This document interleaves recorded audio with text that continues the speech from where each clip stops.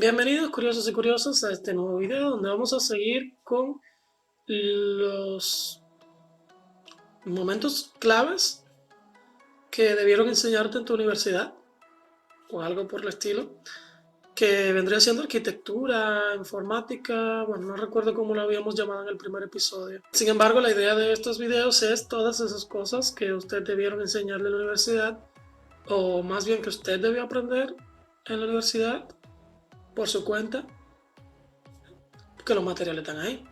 Bueno, el punto es que esas cosas básicas que nos ayudan a entender completamente la arquitectura de los sistemas, de los computadores, para ya poder implementar herramientas que me permitan trabajar con la creación de máquinas virtuales, todo ese tipo de cosas, la estamos repasando en esta serie de videos que entiendo que este sería el último, pero hay que ver. Pues nada, sin más, arranquemos con una especie de introducción a lo que son redes y protocolos de Internet. Por ejemplo, mi casa es algo grande, así que el router que nos da el proveedor no es suficiente para toda la casa. Hace años, unos 4 años aproximadamente, yo no sabía que existían los booster y los repetidores, así que se me ocurrió la brillante idea de comprar otro router con salida y entrada de Ethernet y comprar un cable Ethernet de 20 metros de largo. Lo conecté, todo en teoría se veía bien, pero no funcionaba. La computadora se seguía conectando al router principal, aunque la señal era débil. Luego, casi 4 horas viendo videos de YouTube, me di cuenta de que el SSID y la IP de los routers era la misma, porque según yo era como una extensión. Así que se las cambié y todo funcionó. Magia. Ahora, en mi casa tenemos las redes sala 1, que es la red del router principal, y la dormitorio 1, que es la del repetidor, ¿verdad? Hace 2 meses aprendí cómo usar un segundo router como repetidor, pero no lo voy a quitar porque mi familia no es muy técnica y ya se acostumbró a tener dos redes. Pero al final, yo lo que utilicé, pero al final son dos redes cuando yo pude haber resuelto con una especie de repetidor, pero los conocimientos en ese momento no estaban. Lo que nos lleva al tema del desconocimiento. Hay cosas que usted asume, pero realmente no son. La nube no existe. Lo que existe son más bien computadoras de otras personas donde se almacena la información. Internet no funciona a base de satélites. Para conectarte a Internet, lo primero que necesitas es un equipo que recibe Internet. Después te conectas a través del proveedor de Internet que se llaman ISP. Después, ya que estás en Internet, de ahí a los servidores cloud y ya al final a tu página en específico, supongamos Twitter. Para conectarte a una red interna de Internet, te conectas a algo llamado switch mediante el cable de Ethernet, el famoso cable ese, ya nadie lo usa. Pero cuando tú compras un router viene un cablecito de Ethernet y que se conecta a tu computador. Y no, ese puerto de tu computador no es un cargador, como una imagen que hay por ahí. Estos switches no son inteligentes. Para conectarte de manera inalámbrica, tú obviamente te conectas, todos lo sabemos, a un Wi-Fi. Y este, a su vez, al router. O también puede ser un Wi-Fi que sea router a la vez. Los routers sí son inteligentes, sea Wi-Fi o no. Todas las computadoras, para que siempre sean reconocidos, tienen una MAC address, el cual es como un número de identificación que tiene cada tarjeta de red. Cada unidad de red tiene una MAC address. Cada unidad, cada periférico que se pueda conectar a Internet, el Bluetooth de tu computador, el Wi-Fi de tu computador, el Ethernet de tu computador, tienen una MAC address específica, única e irrepetible. Del router se pasa al modem, donde te conectas a Internet, ya sea por medio de ADSL, por cable de teléfono, ya sea por red 4G LTE o por fibra óptica. El famoso Internet Service Provider o proveedor de servicio de Internet no es más que una empresa que brinda conexión de Internet a sus clientes, Claro, Orange, Altice. Un ISP conecta a sus usuarios a Internet a través de diferentes tecnologías. Ahorita dije que el switch no era inteligente. Esto se debe ya que este envía las peticiones hasta encontrar el destinatario de un mensaje, algo que es realmente Ridículo. Comparte la red para todo aquel que se conecte a sus puertos, eliminando su conexión una vez se finaliza. Él envía réplicas de la información a todos los puertos cuando no conoce el destinatario. La función principal del router es enviar o encaminar paquetes de datos de una red a otra. Estos routers pueden o no tener Wi-Fi. Es inteligente porque él almacena información. Él necesita saber el nombre de la red, password, la lista de IPs, que esto se conoce como DHCP. Los routers normalmente recuerdan los equipos por medio de una MAC address. Él almacena esta información y a veces funcionan como un switch, pero muchas veces también necesitan un switch. El router Wi-Fi es inteligente, necesita saber el nombre de la red, el password, la lista de IP, DHCP. Los routers normalmente recuerdan los equipos por medio de la MAC address, que recuerden que son piezas de hardware, ¿verdad? Es un numerito específico de tu hardware. Hay un concepto que todos los routers manejan, que es el IP list, que no es más que una dirección de IP. IP es Internet Protocol, que es una matrícula identificativa que te define dentro de una red, ya sea interna o externa, de cara a Internet. Es lo que le permite a Internet identificarte a ti dentro de una red. Y una IP list no es más que la lista donde se guardan estas IPs en un router. DHCP o Dynamic Host Configuration Protocol es un protocolo de configuración dinámica del host. Ya es un servidor que usa protocolo de red de tipo cliente-servidor, en el que generalmente un servidor posee una lista de direcciones IP dinámicas y las va asignando a todos los clientes conforme van quedando libres, sabiendo en todo momento quién ha estado en posesión de cada una de las IP, cuánto tiempo la ha tenido y a quién se le ha asignado después. Así, los clientes de una red IP pueden conseguir sus parámetros de configuración automáticamente. La MAC address, que significa Media Access Control, como dijimos previamente, es un número único que identifica las piezas de hardware que se conectan a Internet. Se lo conoce también como dirección física. El módem es el que permite la comunicación entre computadoras a través de la línea telefónica, del cable módem, etc. Puede hacer parte del router y switch, y es donde llega la conexión de red por medio del ISP. El módem es esa cajita por donde se saca el cable principal que se conecta a sus routers. A pesar de que no es algo tan común, pero existen transitores receptores de Bluetooth que se conectan al Wi-Fi. Esto lo hacen a través de protocolos de comunicación. Hay también unos aparatos gigantes, básicamente, que vienen siendo como una especie de rack donde se ponen los switch. Esto se llama cascadeo de switch. Por eso ya cuando tú tienes una red súper grande, súper enorme. Esta es la interconexión de varios switches, lo que permite la expansión de la red. La manera común de realizarse es interconectando el primer puerto RJ45 de ambos dispositivos. De este modo se amplía la cantidad de equipos que se pueden conectar a la red. La manera recomendada es utilizando puertos especiales siempre y cuando sean compatibles con la red a utilizar. También es importante mencionar que los switch administrables tienen una interfaz de tipo COMP, desde el cual es posible modificar configuraciones del mismo, como contraseñas, IP fija, asignación de segmentos de red. Los routers son la puerta de enlace a diferentes redes, ¿verdad? El router asigna IPs dentro de una red local y esa IP es única dentro de esa red. Hacia afuera, todos los equipos se conectan con la IP que le da el proveedor de internet que tú tienes contratado. Al final, ellos lo que hacen es un subneteo en el cual pueden saber identificar cuál es tu IP dentro de su red, pero al final fuera tú sales con una, es decir, por ejemplo, frente a Google Chrome, frente a cualquier página web, tú tienes una IP que te haya asignado tu proveedor de internet. Para asignar IPs, un software se encarga de revisar la MAC address de cada dispositivo y asignarle un IP que esté disponible ya. Él coge del banco de IP que tiene disponible y le asigna una. En los esquemas de red se crea una red virtual dentro de los sistemas operativos con un concepto interno que se le conoce como los puertos. Un puerto es una puerta específica a un programa en específico dentro del sistema operativo. Cada solicitud que tú haces desde tu PC a través de una red trabaja con una IP y un puerto amigo. Los puertos sirven para identificar los miles de servicios que maneja un sistema operativo. Ejemplo, cuando tú entras a Twitter, desde tu navegador tú estás haciendo una petición a 102.102.20.02, que es un ejemplo de la IP de Twitter. Y obviamente estás haciendo esta petición también al puerto 80.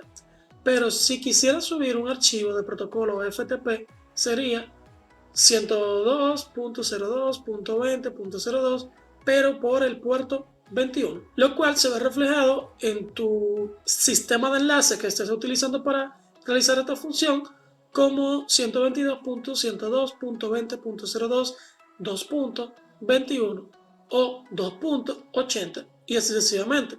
Claro, el navegador enmascara esta parte, solamente te dejaría la IP. Los protocolos son como un lenguaje de comunicación entre máquinas y los puertos son como esa autopista por donde los mensajes de protocolo pueden transitar. La cantidad total de puertos disponibles es de 65.535, gracias a que internamente hay 2 bytes disponibles para definir la cantidad de puertos existentes. La explicación de por qué tenemos 65.535 puertos disponibles es que un byte son 8 bits. Si tú tienes el valor 1, 1, 1, 1, 1, 1, 1, 1, es igual a 255. Por consiguiente, 2 bytes pueden ser 256 si incluimos el 0. Por lo tanto, 2 bytes sería 255 también, pero si incluimos el 0, entonces tendríamos 256.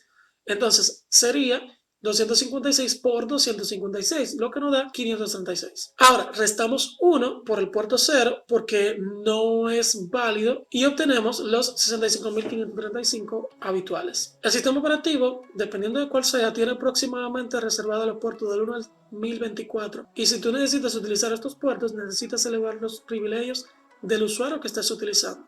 El modelo TCP/IP utiliza una suite de protocolos, estos son los principales. En la capa de aplicación tenemos el SSH, el FTP, el SMTP, el DHCP, el DNS, el RIP, el SNMTP y el HTTP. Bueno, en la capa de aplicación también deberíamos incluir el HTTPS, pero bueno. En la capa de transporte tenemos el TCP, el DCSP, el UTP, el UDP, el ICMP, el FCP. Y en la capa de internet tenemos la IP, el ICMP, el IPsec, el IGMP. Y en la capa de interfaz de red tenemos el ARP, el L2P, el L2TP, el NDP y el Ethernet. Puntos claves: la IP global de internet la asigna el ISP.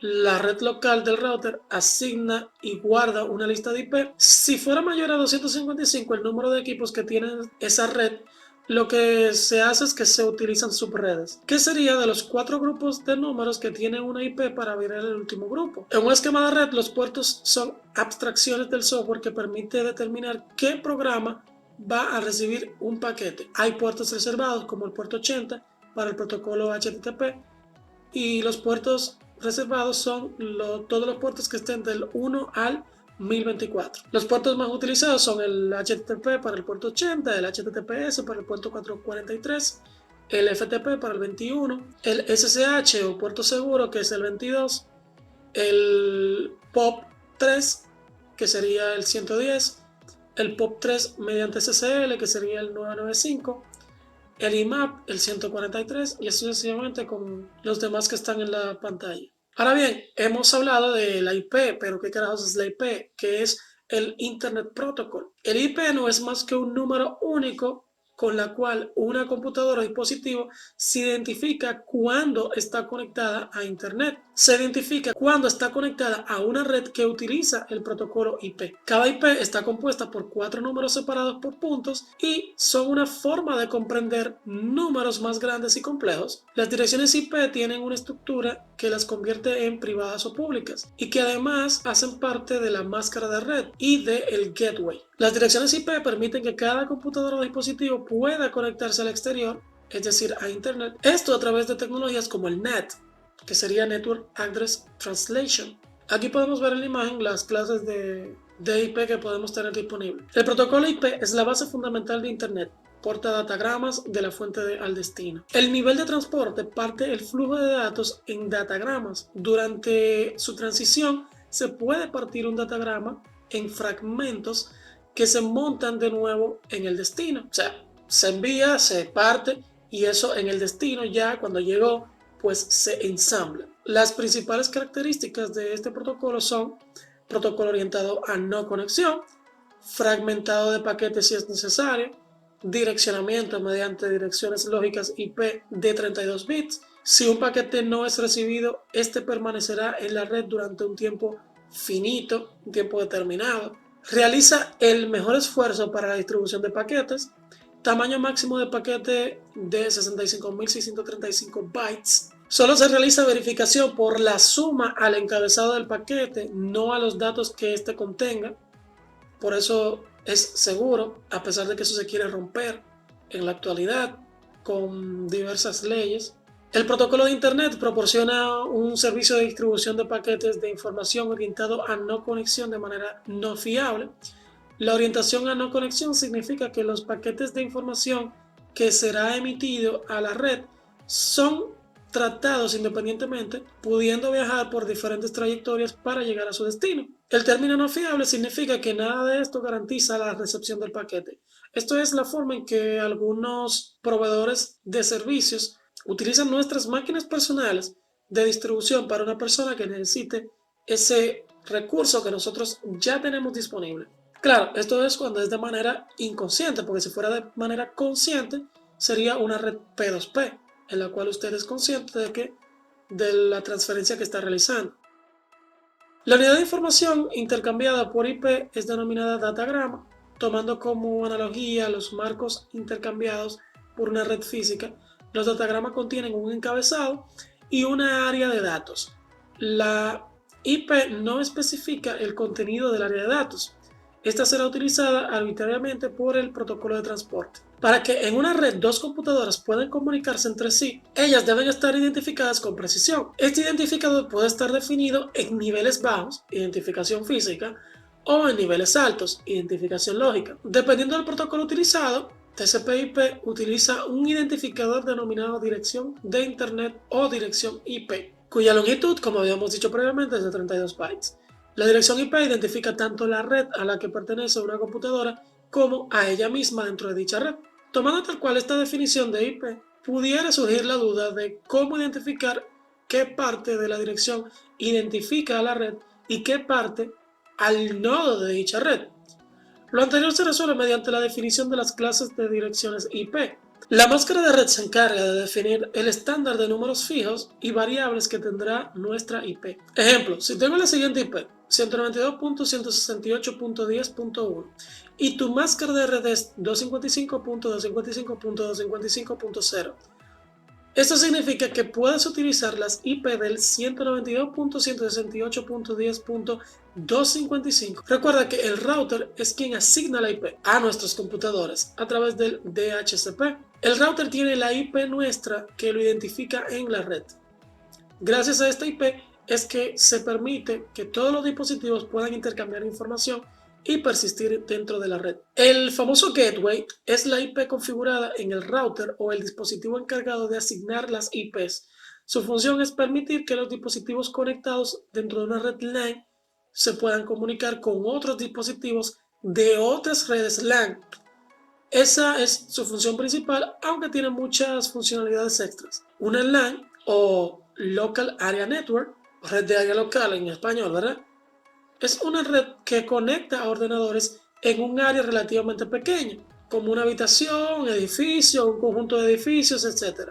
Lo que pasa es que estas se subconectan a su vez formando redes grandes. La NAT o Network Address Translation es un protocolo que traduce las direcciones de Internet a las direcciones de red local. Para que más o menos entiendan estos conceptos, mira, en el instante en el que un computador logra colocar el nombre de la red Wi-Fi y la contraseña correcta, el router Wi-Fi emite un paquete de conexión y parte del paquete de conexión dice: oiga, el gateway tiene esta IP. La IP del gateway es la IP del router principal que se conecta al resto de computadores de mi red y afuera, o sea, al internet. Una vez un computador tenga un gateway ID correcto, puede hacer DHCP, obtener una IP, hacer NAT y conectarse a internet a través del modem del ISP. Recuerda que el modem permite la comunicación entre computadoras a través de la línea telefónica o del cable modem.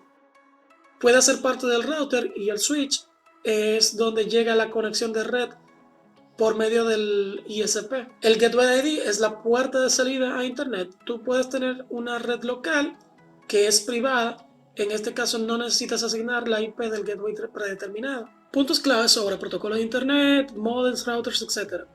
Cada número de la IP ocupa un solo byte y por ende va de 0 a 255. La máscara de red nos dice cuáles números de la IP pueden modificarse. 255 estático, 0 puede variar. Si el primer byte de la IP es 10,172 o está entre 192 y 255, hablamos de una IP privada. En caso contrario, entonces es una IP pública.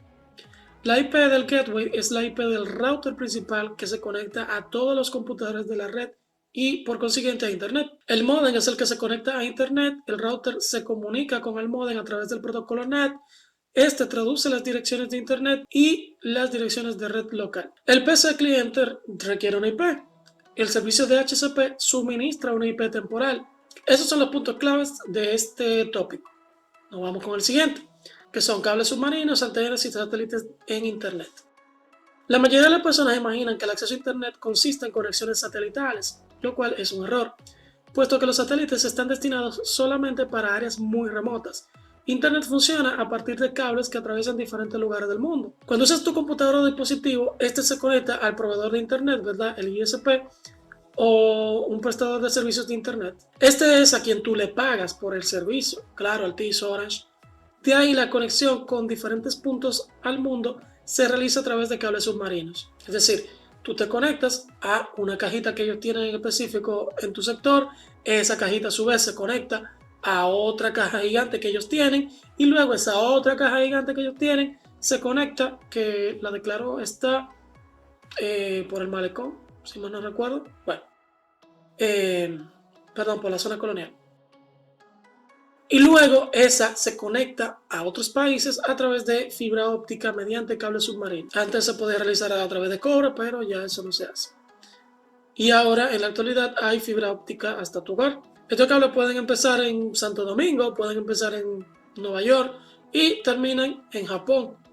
Por más que usted no lo crea, esta subdivisión se hace de esta forma. La red de Internet es un poco frágil, puesto que los cables pueden romperse por diferentes causas, como las anclas de barco, los tiburones, que le encanta el morder esos cables. Con los satélites que mandó este señor Elon Musk, puede que el número haya aumentado un poco, junto con el permiso que pidió Amazon para poder distribuir satélites por todo el mundo para proveer internet gratis también. Puede que de aquí al 2030 este número varíe entre un 10 y un 15. No creo que varíe más de ahí. La mayoría de las comunicaciones actuales se realizan mediante cables submarinos y eso va a permanecer de esa forma por mucho tiempo. El ISP nos da un cable ADSL y ellos se conectan a Internet. En el pasado lo hacían con los Network Access Point o los NAP, que eran conexiones entre países, pero el NAP era algo muy lento porque tenían que ser por decisiones gubernamentales. O sea, es decir, el Estado era el que tenía que construir estos NAP. Sin embargo, la tecnología avanzaba demasiado rápido y las empresas privadas les dijeron no, nosotros no podemos estar cayéndole atrás a un gobierno que tiene procesos burocráticos demasiado lentos, demasiado complejos, y nosotros necesitamos, para operar y poder evolucionar, necesitamos sacar nosotros nuestras propias versiones del NAP. Cada uno de estos puntos los ha ido creando las empresas de telecomunicaciones de forma independiente, ad hoc, para hacerlo lo más pronto posible. Para ello se inventó el nuevo estándar más allá del NAP. Estos sitios como el Links London Internet Exchange Londres, que conecta a toda Europa con Estados Unidos, y en Estados Unidos está el IXP, Internet Exchange Point. Tanto el NAP como el Links Londres y el IXP de Estados Unidos son el tipo de organizaciones que aglomeran la fibra óptica del mundo y todas las conexiones del planeta Tierra. Y es por allí, desde los inicios del NAP gubernamentales hasta los IXP empresariales, que la Tierra está cableada en gran parte del planeta. Como habíamos dicho, solo el 1% de los casos las conexiones de Internet se realizan por vía satélites, y esto es, por ejemplo, para que en alta mar los barcos puedan tener comunicación, o los submarinos también. Porque imagínense que en alta mar pongan un router Wi-Fi que le dé internet a los diferentes barcos, ¿no? Pues se hace mediante satélite. En resumen, el ISP se conecta eventualmente a un cable submarino a través de los Internet Exchange Point y es por allí donde nuestro ISP nos da acceso al Internet. El Internet Exchange Point es una infraestructura física a través de la cual los proveedores de servicios de Internet, PSI o ISP, por sus siglas en inglés, intercambian el tráfico de Internet entre sus redes. Esta instalación reduce la porción de tráfico de un PSI que debe ser entregado hacia su proveedor de conectividad, lo que reduce el costo promedio de bit de la entrega de su servicio. Además, el aumento de números de rutas aprendidas a través del puerto neutro mejora la eficiencia de enrutamiento y la tolerancia a fallos. Los esfuerzos por hacer desaparecer el cableado físico a nuestro alrededor, ya sea con conectividad inalámbrica de corta distancia, Wi-Fi, Bluetooth o con teléfonos móviles y satélites, no debemos olvidar que los cables están muy presentes en nuestra comunicación. Son demasiado necesarios. ¿Dónde están? Pues la mayoría nos ayudan a transportar datos entre continentes surcando el fondo marino. Las llamadas internacionales, mensajes que mandamos y transmisión que se realizan en Internet corren por esos cables submarinos que tenemos poco presentes, ya que no están a la vista ni suelen ser noticias, a no ser que se rompa uno y de gran Internet, como ha pasado. También hay que tomar en cuenta que, por ejemplo, el 99% de las conexiones transoceánicas se realizan por ahí y se consiguen velocidades hasta 8 veces superior a la que pueden brindar las redes satelitales. No hay una cifra exacta, pero realmente tampoco hay datos muy precisos, pero se estima que hay 1 millón de kilómetros de cables submarinos dando la vuelta por el planeta. Prácticamente todos los continentes e islas importantes están comunicados mediante infraestructura de redes submarinas, conectando a las diferentes economías del planeta. Por moderna que nos parezca la comunicación vía satélite, los cables submarinos empezaron a ganarle el partido con la aparición de la fibra óptica. Las nuevas tecnologías de cableado permiten transmitir grandes cantidades de datos con la latencia muy baja. Latencia es la pérdida de información. También debemos tener en cuenta el recorrido total a realizar por parte de los datos, la circunferencia que mide alrededor de 40.000 kilómetros y la distancia entre dos puntos que necesitan estar bien comunicados, como Japón y Estados Unidos, por ejemplo, es de 9.000 kilómetros. Cubrir ese tramo con cables de fibra resulta siempre un recorrido mucho más corto que la distancia hasta un satélite. Recuerden que el satélite está fuera del planeta, que suele estar por encima de los 36.000 kilómetros. La información tiene que subir y bajar y es el doble del recorrido. Otro aspecto en el que el cable se muestra como una solución más interesante tiene que ver con una resistencia hacia las inclemencias meteorológicas. Al satélite le puede molestar un tifón e incluso la lluvia, mientras que el cable descansa tranquilo en el fondo marino y se posiciona como una infraestructura más fiable y mucho más rápida. Nos tenemos que remontar a 1866 para conocer el primer cable transatlántico, que eran los cables telégrafos, que duraron entre 60 y 70 años en funcionamiento, hasta que llegó el cable telefónico en 1956. El siguiente cambio importante llegó en los 80 con el despliegue de la fibra óptica. Ahora bien, la fibra óptica es un medio de transmisión empleado habitualmente en redes de datos y telecomunicaciones y consiste en un hilo muy fino de material transparente, vidrio o materiales plásticos. A través de esto se envían pulsos de luz que representan los datos que se van a transferir. El haz de luz queda completamente confinado y se propaga por el interior de la fibra, con un ángulo de reflexión por encima del ángulo límite de reflexión total. En función de la ley de Snell, la fuente de luz puede ser un láser o un diodo LED. Las fibras se utilizan ampliamente en telecomunicaciones ya que permiten enviar gran cantidad de datos a una gran distancia, con velocidades similares a la de radio y superiores a la de un cable convencional. Son el medio de transmisión por cable más avanzado que existe hasta el momento, al ser inmune a las interferencias electromagnéticas, y también se utiliza para redes locales donde se necesita aprovechar las ventajas de la fibra óptica sobre otros medios de transmisión. Aquí tenemos un mapa más o menos de cómo está cableado el mundo, poquito desactualizado, bueno, pero más o menos para que se hagan una idea. El proceso de colocar los cables no ha cambiado mucho desde hace 150 años y se hace con barcos que atraviesan el mar lentamente desenrollando el cable hasta que descansen en el fondo oceánico, ¿Ya? Entre los accidentes geográficos de las profundidades están las anclas de los barcos o los animales marinos, principalmente el tiburón, como dije previamente. De vez en cuando los técnicos tienen que realizar costosas reparaciones, realmente son muy caras estos procesos. Para ellos tienen que subir a la superficie el trozo a reparar con una especie de garfio y unir o solucionar el daño para volverlo a sumergir. Afortunadamente los cables más modernos ya están preparados para resistir este tipo de imprevistos. Los cables tienen más o menos el grosor de un brazo humano, no hace falta mucho espacio para proponer una protección para los cables de fibra óptica. En la imagen de arriba ves los tipos de cable que se suelen utilizar. En blanco y con 17 milímetros de ancho está el destinado para las zonas profundas y en negro está el otro que se protege con acero y se destina a zonas más cercanas a la orilla.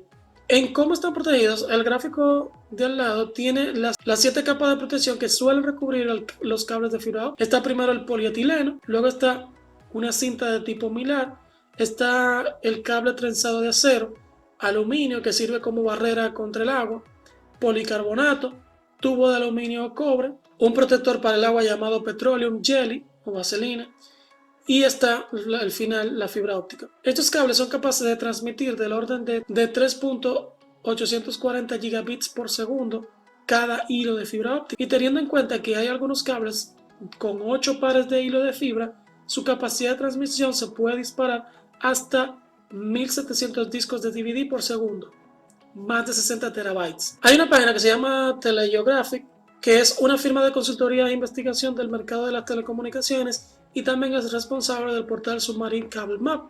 Se trata de un mapa interactivo donde están todos los cables submarinos hasta el momento que hay desplegados en todo el mundo, con datos sobre las empresas propietarias y la fecha en que se empezó a transmitir datos con cada uno de ellos. En él vemos, por ejemplo, como una de las principales autopistas de cable está en el Atlántico, conecta a Europa y Norteamérica partiendo de varias localidades desde Nueva Jersey, en el coste este de Estados Unidos, y llegando sobre todo al oeste del Reino Unido.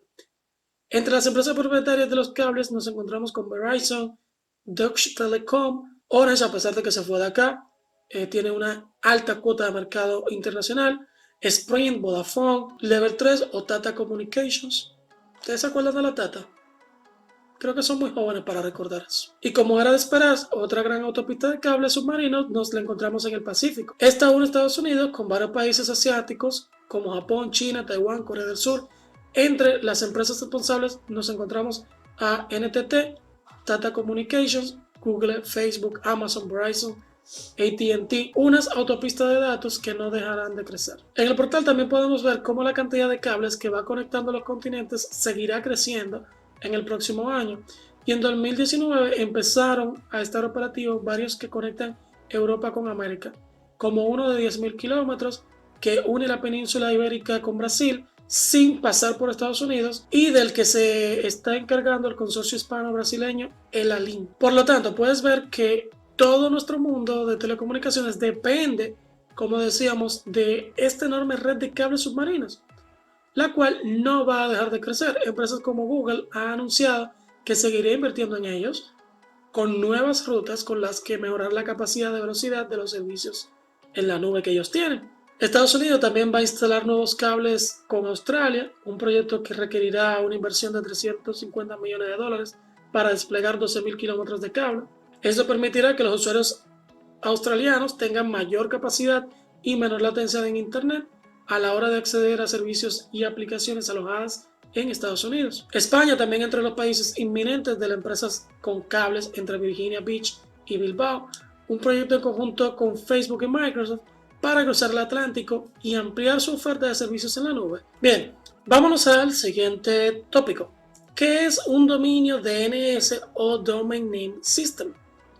El DNS es una base de datos donde se sabe cuál nombre de dominio pertenece a qué IP. Hay DNS en todos lados, ya que tienen una copia exacta, lo que permite acceder más fácil a los servidores en específico. Como los servidores de email son diferentes, estos DNS también se guardan en base de datos la información del correo electrónico de los dominios. Su función más importante es traducir nombres inteligibles para las personas en identificadores binarios asociados con los equipos conectados a la red. Esto con el propósito de poder localizar y direccionar estos equipos mundialmente. El servidor DNS utiliza una base de datos distribuida e jerárquica que almacena información asociada a nombres de dominio en redes como Internet. Aunque como base de datos el DNS es capaz de asociar diferentes tipos de información a cada uno de los nombres. Estos usos más comunes son la asignación de nombre de dominio a dirección IP y también de paso la localización de los servidores de correo electrónico de cada dominio. Ahora, el dominio, ¿qué es? Bueno, extensión o dominio de Internet es un nombre único que identifica a un sitio web de Internet. El nombre principal de los nombres de dominio en Internet y del sistema de nombre de dominio, DNS, es traducir las direcciones IP de cada nodo activo en la red específica a términos memorizables y fácil de encontrar. No es verdad que usted va a teclear en su navegador 192.0.110.45.1 cuando usted puede teclear google.com. Esta abstracción hace posible que cualquier servicio de red pueda moverse de un lugar geográfico a otro en Internet, aun cuando el cambio implique que tendrá una dirección IP diferente. Ahora bien, hay algo que se llama registro MX, que no tiene nada que ver con México. Un registro MX, del inglés Mail Exchange Record, o registro de intercambio de correo, es un tipo de registro, un recurso DNS, que especifica cómo debe ser encaminado un correo electrónico en Internet. Los registros MX apuntan a los servidores a los cuales envían un correo electrónico y a cuál de ellos debería ser enviado en primer lugar por prioridad. Nosotros debemos hacerle una petición al DNS antes de abrir cualquier sitio web.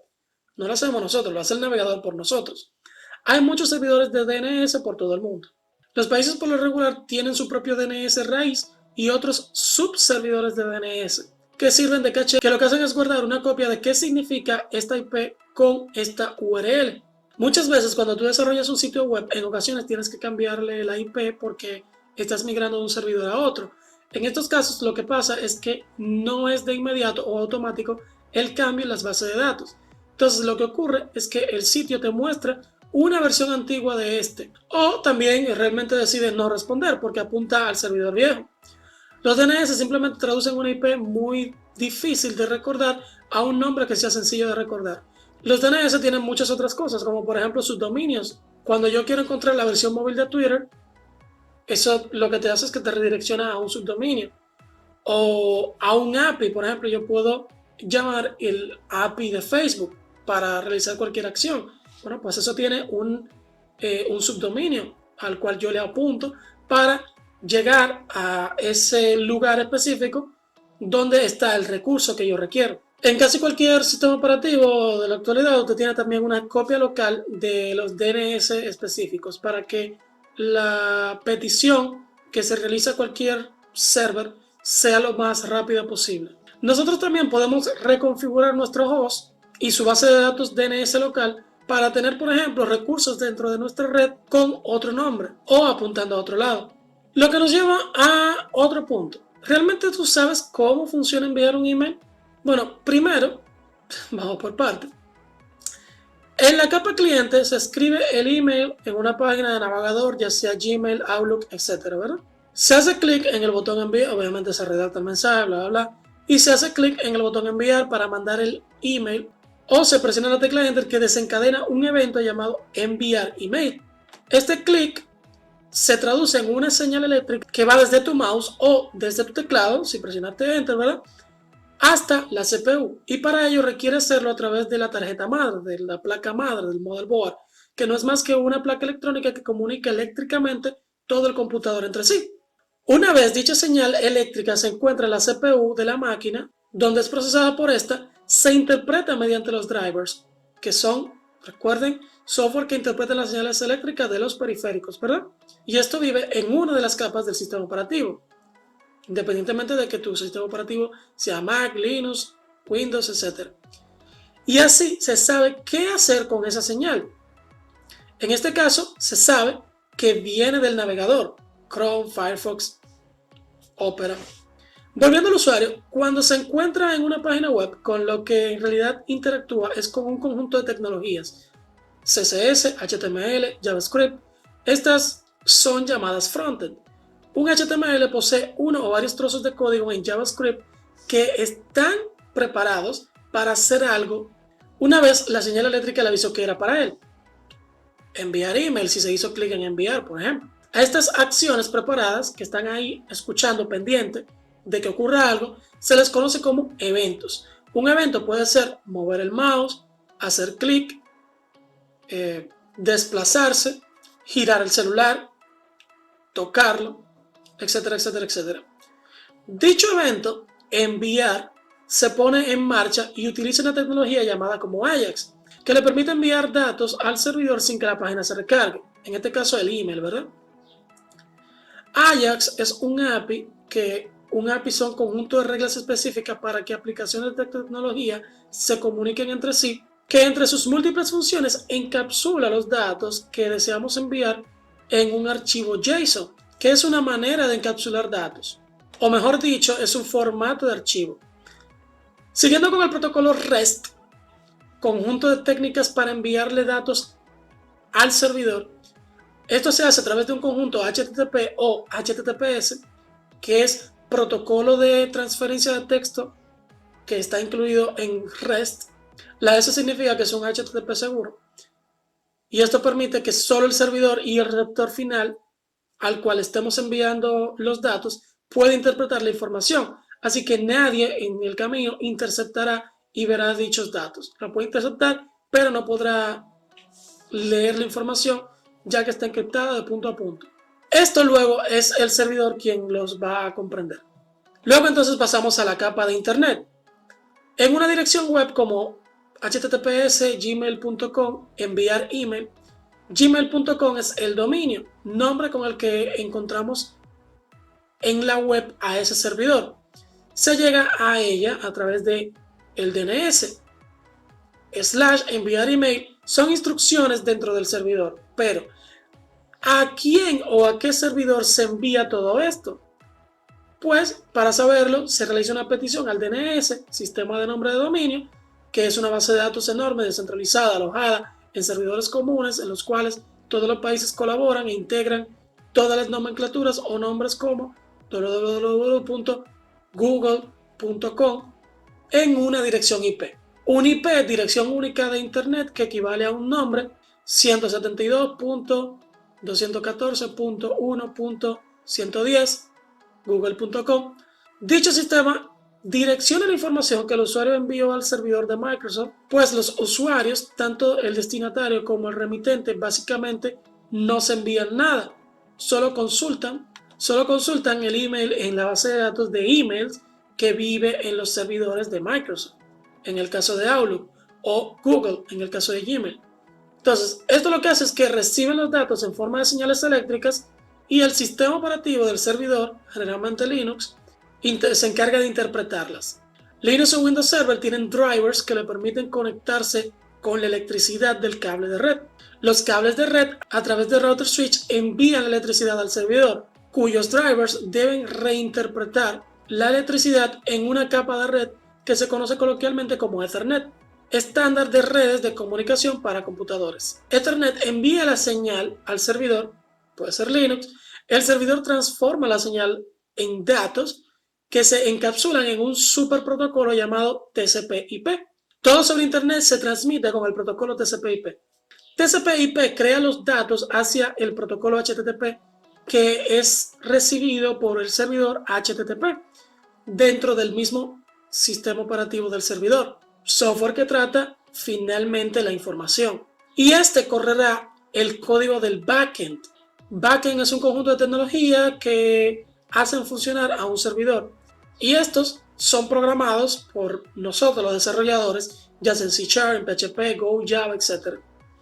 Es decir, se manda esta petición al servidor donde se ejecuta el código real de Gmail, pasando por las diferentes capas, luz, driver, Ethernet, TCP/IP, HTTP. Ya del lado del servidor, el servidor de aplicaciones, ya sea Apache, Nginx o IIS, busca el aplicativo que se encargará con un lenguaje de programación de servidores realizar las instrucciones que este programa debe hacer. El servidor HTTP ahora permite que los programas en el backend procesen la información recibida según corresponda. Los datos procesados son guardados en una base de datos para luego poder acceder a estos. Esta base de datos puede ser MySQL, Oracle o Postgre. Ya con los datos procesados, guardados y almacenados, sabe que debe enviar un email y el email ahora sí es enviado al dominio que sigue después del arroba. El email luego va al servidor de mail del dominio que se envía.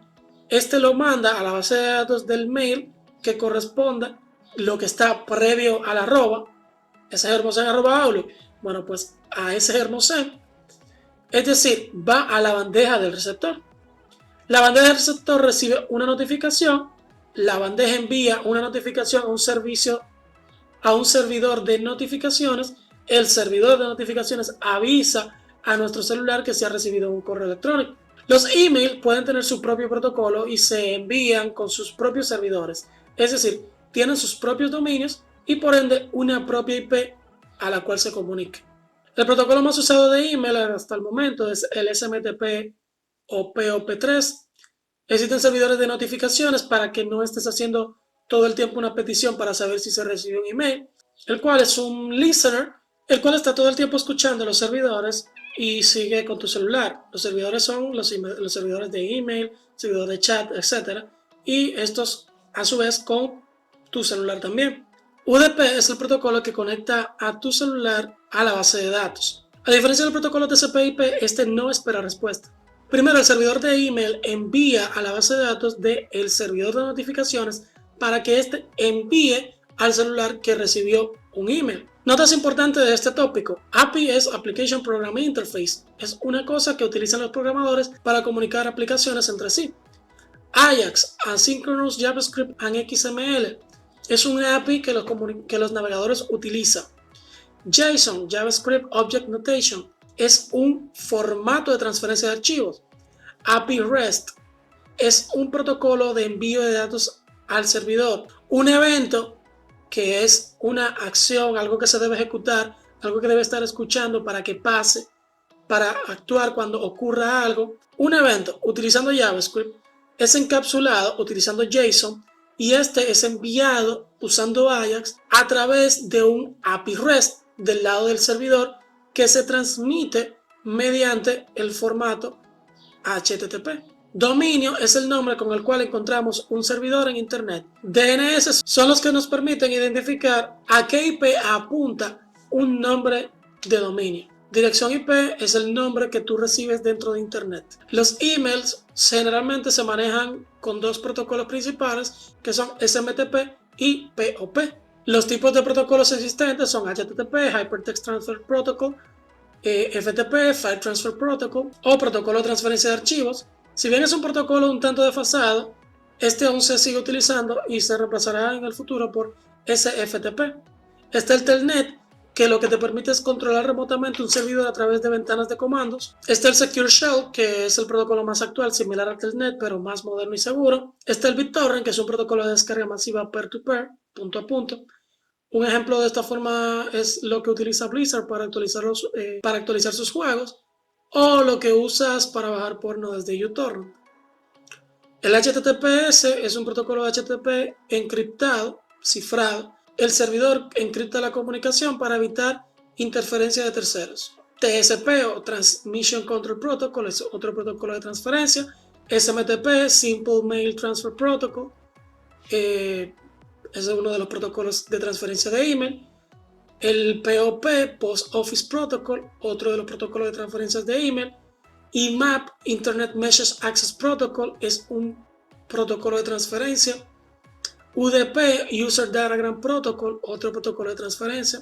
Y así sucesivamente. Estos son los principales, pero hay muchísimos protocolos más que usted, si quiere profundizar en este tema, bueno, pues ahí está para Google. Y nada, para que no se me siga haciendo más largo este video, dejaremos los otros 3 tópicos para la semana siguiente. Quería terminar esta semana, pero bueno, ni modo, ¿qué le vamos a hacer? Nada, eso ha sido todo por esta ocasión. No olviden suscribirse al canal, si quieren. Si les gustó, le dan dedito arriba. Si no les gustó, bueno, pues no hagan nada ni se suscriban, no obligado. Esto es opcional. Todo aquí es opcional, nada es obligado. Me ven en una próxima ocasión donde ya sí terminaremos este tópico para arrancar ya con lo que son las máquinas virtuales, la creación de estas y visualizar los sistemas operativos por dentro. Y nada, me ven en una próxima ocasión. Chao, chao.